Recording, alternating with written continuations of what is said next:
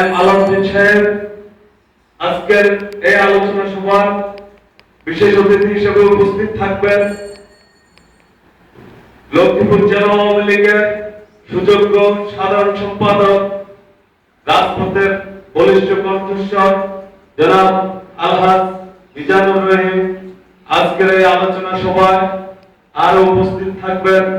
লক্ষ্মীপুর সদর থানা আওয়ামী লীগের সংগ্রামী সভাপতি জনাব অ্যাডভোকেট নুরুদ্দিন চৌধুরী নয়ন, লক্ষ্মীপুর সদর থানা আওয়ামী লীগের সংগ্রামী সাধারণ সম্পাদক জনাব আবুল কাশেম চৌধুরী।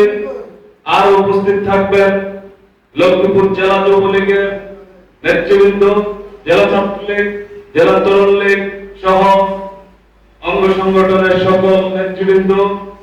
আমি আপনাদের সবাইকে জানাই আমার আন্তরিক সালাম এবং শুভেচ্ছা। আসসালামু আলাইকুম।